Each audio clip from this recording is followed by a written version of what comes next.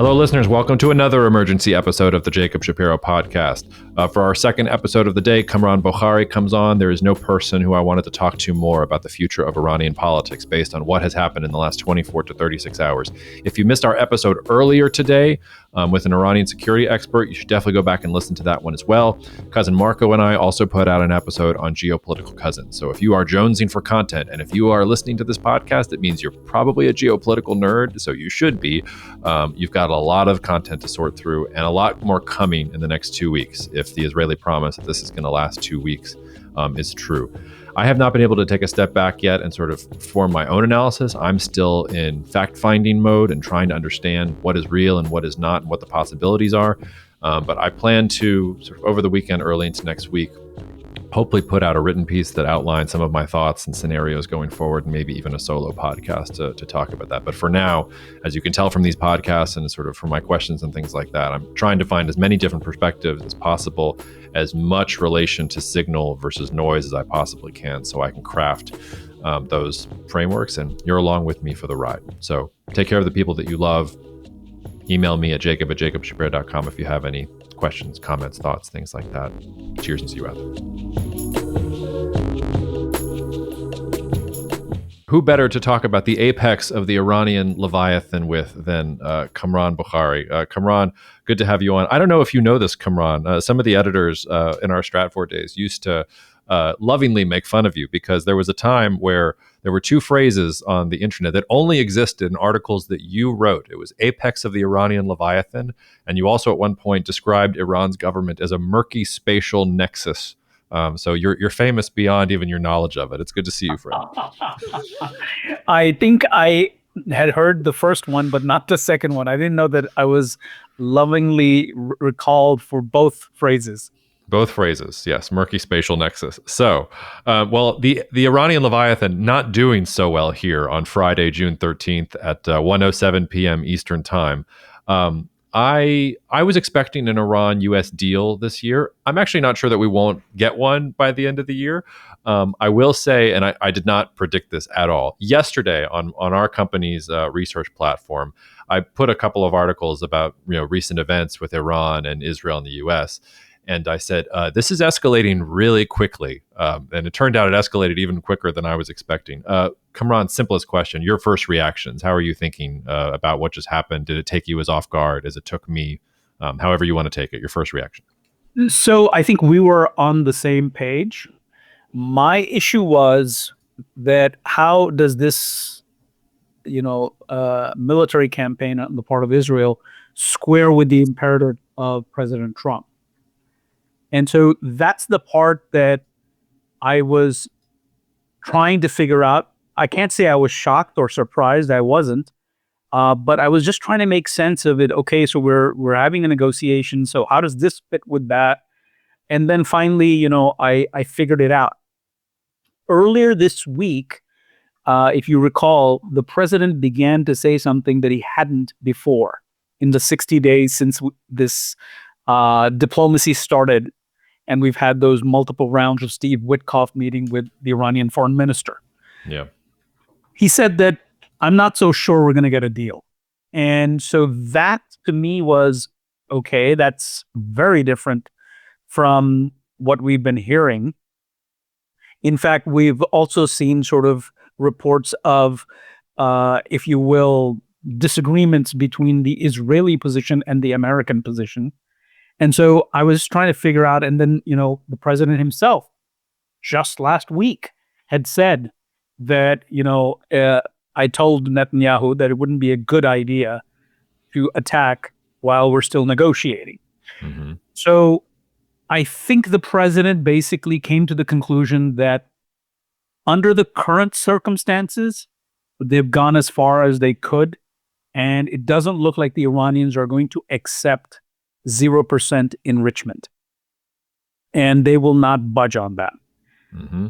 Okay, so I promised, my supporters and those who voted for me that I am not going to put American forces in harm's way. We're going to steer clear of forever wars. But the Israelis are here and willing to do this. So let's say they strike at Iran. then probably they likely gamed this out, and they said the chances of the Iranians coming to the table after being hit, they probably concluded most likely would be much higher. So let's go through with this process. Now, before going through with this process, before sort of saying, okay, you do what you have to do, but we're not going to participate. We're not, this is your operation, you do it. The Americans had to be convinced, the Trump White House had to be convinced that this wouldn't turn into something much bigger. In other words, that the Israelis would succeed in whatever, military goals that they had laid out for themselves, elimination of top IRGC leadership, attacking, if you will, nuclear facilities, with the knowledge that the nuclear facilities would not be completely dismantled because they're deep underground, and the Israeli Air Force is not the American Air Force. They do not have strategic bombers, and so on and so forth. And so there's going to be limited damage, but also there will be damage to the ballistic missile inventory of Iran, which is also an issue. So I think once the White House was convinced that, okay, these guys have a sound plan, let them go ahead and do it, and then we'll take it from there. And I think the rest is history. Mm-hmm. I've asked this question of myself and of a couple different people this morning so far, but you are the one who I most wanted to ask it to, because I don't, for my money, nobody knows more about the inner workings of Iran than you do at the top leadership level. Based on what you've seen so far, do you think this is a strike against Iran's nuclear capability, or do you think this is an attempt at Israel rolling the dice on regime change within Iran? And I ask that because, if you listen to Benjamin Netanyahu's 7-minute speech last night, it's heavy on the, hey, like, Iranian people, you are not our enemy. It's the regime that has dominated you that is our enemy. Let us overthrow them together. Iranian pride is coming. Even the name that they dubbed the operation with, what is it, Rising Lion, the lion which was also like on the flag of the Shah, like some very like subtle cuts at things like that. And also, the decapitation strike against senior levels of the IRGC, the guy who was overseeing the nuclear negotiations, some scientists. You have to think also that, the Hezbollah playbook is there. So maybe Israel is saying, okay, that was round one. We're ready for up to 2 weeks. Mr. Khamenei, Mr. Iranian president, like, y'all want to be next? Like, we know where you all are. We can hit you. We have control of the sky. So anyway, do you think that Israel could actually be thinking they can initiate regime change here? Do you think that's not what they want? Do you think that that is what they want and it's not possible? I'm just really curious for how you're thinking about that, because it seems like, at least, when you're first looking at it, I can't think of a moment where this regime in Iran was under more stress and pressure than it is here today. I agree with you on that. But the three scenarios that you've laid out, I have a fourth one. The fourth one is that the Israelis, all things being equal, do want the regime gone, but they're mindful of their limitations and constraints. They're also mindful that this is a very large country, geographically and population-wise, somewhere between 90 to 100 million people. The regime has embedded itself over the last nearly 50 years in, all across the country. They have they may not be a military power overseas, and they may not be able to defend themselves, against Israeli airstrikes and intelligence operations, but they run a pretty effective police state. And so, if you look at regime change, the United States recently tried to do it twice, and we failed on both occasions. We didn't fail in sort of toppling the government, removing the government of the time, but then, it was regime collapse, not regime change, not the change that we desired. Afghanistan and Iraq. Iraq fell into the Iranian orbit and also became a haven for Al-Qaeda, later to become ISIS, and so on and so forth. Afghanistan, we took out the Taliban, and then we left them to them again. So I think the Israelis are mindful of and we put in ground forces. So even with ground forces, The United States couldn't accomplish that. I think the Israelis know that this is well beyond their capability. But what they are doing is they are creating the circumstances for a regime, if you will, internal struggle, if you will. Mm-hmm. Yep. I think you remember my report from last year in April 2024 called Post-Khamenei Iran, the Future of Evolutionary Regime Change. So there is an evolutionary regime change taking place and has been in Iran going back 15, 20 years. Mm-hmm. So I think that if you notice the targeting so far, I mean, this could change, within minutes, given how fast the developments are changing. But so far, we have only seen IRGC commanders being targeted, not the regular armed forces. And the regular armed forces is a parallel institution, numerically much larger than the IRGC, but obviously not with the IRGC's clout, financial, political, etc. And so it seems like they're at least removing people who were ideologically motivated, if you will. And even within the guards, not everybody is at the same level of ideological indoctrination. So I think what they're trying to do here is to force some sort of a behavioral change in this regime.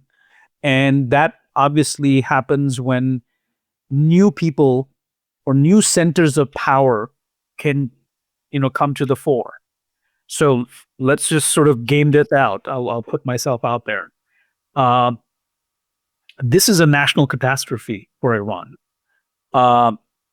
There have to be people blaming, other people in the regime, within the elite and within the security establishment for leading them down this path. And so if, let's say, things get out of hand, let's say there are protests that start taking place in Iran, let's say that there is internal chaos, then we could see a coup, a coup where, let's just say, the regular armed forces that are not as ideologically conditioned as the IRGC, they, along with some pragmatic elements from the IRGC, basically say, we're declaring a state of emergency in the country, and we're taking over in order to preserve the republic, blah, blah, blah, whatever speech they have to give, they'll give in order to stabilize the situation. So I think that we can expect. How quickly, I don't know, because I don't know what the level of damage has been done to the regime, because this is happening in real time as you and I are having this conversation. There's a lot more to come. Yeah, I mean, there's so many aspects of it. But one clarification I wanted to get from you: this, the chief of staff, Mohammed Bagheri, I think is his name. Is he? I know he was an IRGC officer, but was he technically chief of staff of the armed forces, or was he IRGC? Because I thought he was one of the guys they got. So he is very much IRGC. He comes from the IRGC, but he was the chief of staff of let's just think of him as the Joint Chief of Iran. So in the United States, the chairman of the Joint Chief is the highest ranking military officer. In Iran, they're called the Chief of Staff of the Armed Forces. Now, the Armed Forces, if you will, comprise the IRGC and the Artesh. Now, the guy who replaced him, Mousavi, he is from the Artesh. He is not IRGC. So there has been sort of, people have rotated in and out in terms of who holds the defense minister position. Sometimes it's an IRGC guy. Sometimes it's an Artesh person. Likewise for the chief of staff of the armed forces position as well. So, but they are all from IRGC. Even the retired one, Admiral Ali Shamkhani, he is from IRGC Navy, though he did control the Artesh Navy as well at one point. But if you look at the head of the Khatm al-Anbiya, complex, which is the engineering/industrial arm of the IRGC. That guy, Ghulam Ali Rashid. If you look at Amir Ali Hajizadeh, who is the IRGC aerospace commander. If you look at Ismail Qani, he was the successor to Soleimani as the head of the IRGC QF, the overseas operations arm of the force. So I think that we're looking at a deliberate targeting of a particular section within the armed forces. And is Israel trying to sort of maneuver the pieces? Likely. But does it think it can go too far?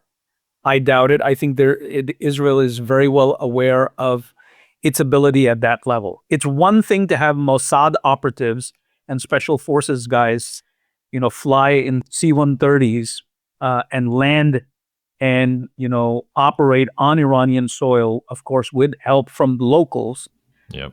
and be able to deploy drones and then the airstrikes and so on and so forth, gather intelligence, know who's where and what. I mean, that's just a phenomenal level of intelligence penetration.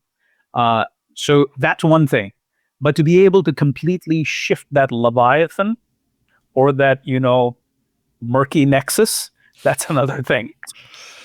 Do you think that they will try to assassinate Khamenei? Do you think that's coming? My question is, what will they gain out of it? Listeners, I just want you to know that Kamran, you have mastered the Jewish art of answering a question with a question, but go for it. No, I'm just saying, is there a benefit to it? Is there something to be gained from? And it has to, look, there's a cost to it. He's still sort of the head of state or the leader of the regime, whatever it is. That sets a different level of a precedent. I don't think the U.S. wants to go there. I don't think Israel necessarily wants to go there, because at the end of the day, he's just one guy. He's very old. He's 85. He's going to go anyway. Why not cut his arms and legs off, which is what is happening? So his regime is falling apart in real time. I mean, I'm pretty sure that in the twilight years of his life, this is not what he had planned for. And so, you sort of move pieces around, you weaken the guy, you weaken the system to where different centers of power struggle, and you have a different kind of political elite emerge. Now, that's a very unstable situation that can go awry very quickly. You don't want sort of like a Sudan level situation where two rival militaries are going at it, at each other. But yeah, that's how I would answer that question. I just don't see the benefits. What happens? So I hear you. Let's say that it does. Let's say that whether by Israeli attack or because he has a heart attack from all the stress that Khamenei dies tomorrow. Like what happens then? I mean, it probably is just an acceleration of the dynamics that you talked about internally. But I don't know. Just curious, what happens if you really do cut off the head of the snake? So in my report from last year, I obviously did not factor in. Nobody could have what is happening today. But I did sort of say, okay, let's say this guy, whenever this guy is going to go in a year, 2 years, whatever it is, 6 months, we don't know. But he's 85. He's not going to last long. And, you can last long and you can still be ill and not be, of any use. And then you have to be replaced. So that opens up a whole can of worms. So first of all things being equal, you have a new supreme leader. The Assembly of Experts technically has to elect someone, which is that 88 clerical body whose sole job is to elect, hold accountable, and potentially impeach. You theoretically impeach the supreme leader. None of that has ever happened. But my report said ultimately the next supreme leader will be the one who the two militaries can agree on. And so, in other words, that Supreme leader is going to be a puppet. Now, that said, there's another wrinkle here. The wrinkle is that the Constitution allows for an interim period where the head of the judiciary and the president and I believe the head of the Guardian Council form a temporary leadership council. So not just one man being replaced by another man. This is temporary. Now, if you remember Ayatollah Hashmi Rafsanjani from years past, he and many others came up with this idea that let's actually have a leadership council instead of one supreme leader as a permanent thing. So there are those ideas that have actually been discussed in quite detail within this regime. So the point that I'm trying to make is we don't know. But under the current circumstances, it would make sense for, in the scenario that I painted that did not foresee and is an unprecedented scale Israeli military campaign against Iran on the home front, I thought that the military would be, ruling from behind the scenes, but it would sort of become a military-dominated state. Yeah. In this scenario, given what has happened since last night, I would not put a coup past, the commanders, some of the commanders, because it all depends on how desperate they are, how vulnerable they're feeling. And remember, when something of this magnitude happens, the first thing to go out the door is, trust and confidence of their own institutions, their own allies and colleagues. Like I said, there's going to be a lot of questions that are being asked, and I'm pretty sure behind the scenes, this has already begun, that whose fault is it that this is happening? Yeah. I cannot shake the conspiracy theory emerging in my brain that, Khamenei he's old, he's ailing, he's had so many problems. Boy, would it be useful for him to be a martyr for the future of the Islamic Republic at the hands of the Israelis, of the little Satan. I mean, I'm not saying that's going to happen. It's just a weird, dark thought I've been having. Okay, I know we have you for limited time, and there's still 3 questions I want to get to. So the first is, you already sort of led to it. You talked about desperation.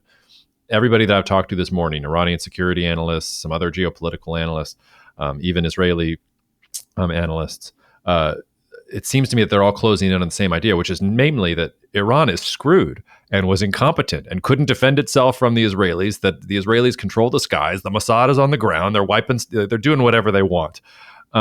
What is the Iranian response? Do they have any response? I mean, do they have most of a weapon completed that they can turn on and try and establish a nuclear deterrent? I mean, it can't be the Persian Gulf, because then you're inviting the United States to come bomb the living crap out of you. I see nothing on the chessboard for them. Do you?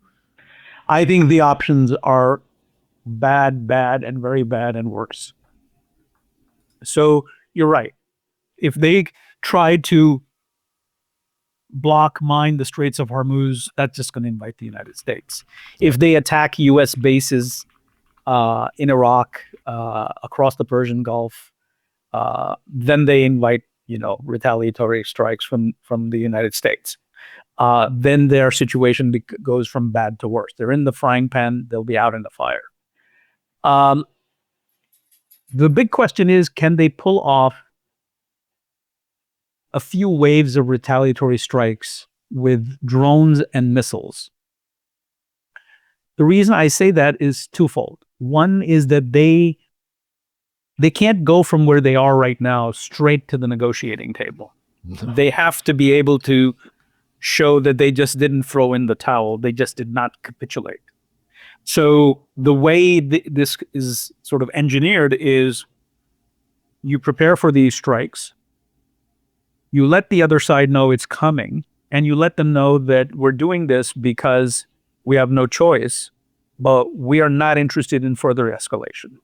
So you struck, we struck, now let's get back to the table. And so that's something that I can see happening now. But there's a second part to that, which is the capability of doing that. Mm-hmm. So right now, the Iranian regime cannot protect its own people, its own leaders. and the elite of the elite. So if you cannot protect them and you're penetrated by Mossad, then how can you assume that you can actually go ahead and try to, because you'll need to bring out these missiles from somewhere, okay?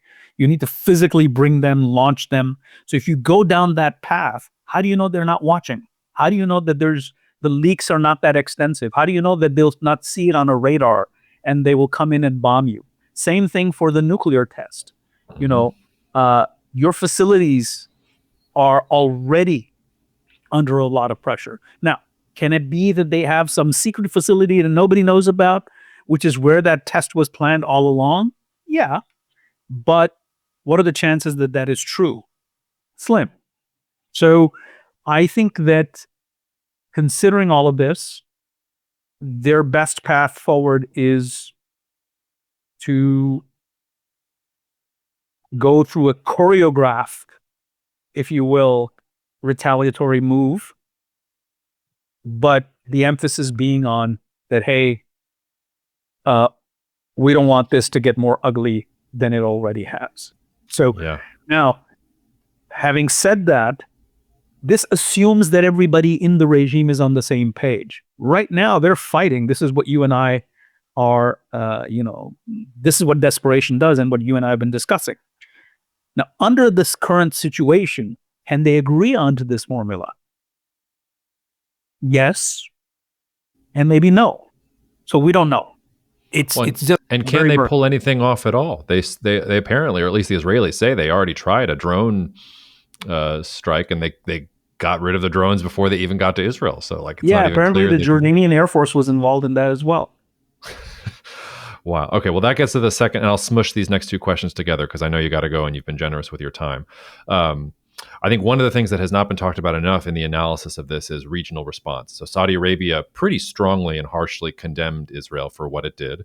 I haven't heard a word from Turkey. You mentioned the Jordanians. Pick whichever ones are most interesting to you, like from a regional perspective, the countries that have not been talked about. How are they reacting to this? Are they cheering on Israel quietly, even as they condemn them? Are they like, oh my God, is Israel going to do this to me next? Tell me what you think the regional response is, especially for some of those heavyweights. I think it's a mixed feelings. They're relieved that this threat, that they've come close to the point where maybe this threat is no longer going to be around. So damage to this regime is, all things being equal, good for the Turks, good for the Saudis, good for the Arab states, because they live in that region. And, Iran and Turkey, you and I have talked about this quite a bit, are historical competitors. So that's one side of it. The other side is, well, yeah, we don't like the Iranians. We also don't like the Israelis. And it's based on what they're doing. Mm-hmm. And so does this leave Israel far more powerful in the region? To your point, can they do this to us tomorrow? That's what the Turks are thinking. The Saudis are thinking about this as well. And so it has to be on their mind. So I guess, in a region as complex as the Middle East, if one actor came out today, in the current moment, it's Israel.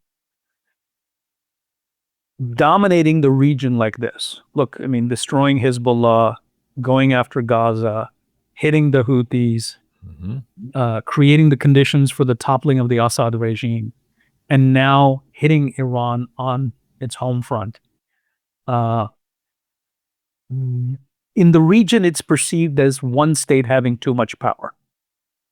And that is going to make them uncomfortable. But that is not something that they have to necessarily solve today or in the short term. This is a long-term problem for them. How do you work out a new, modus vivendi with Israel?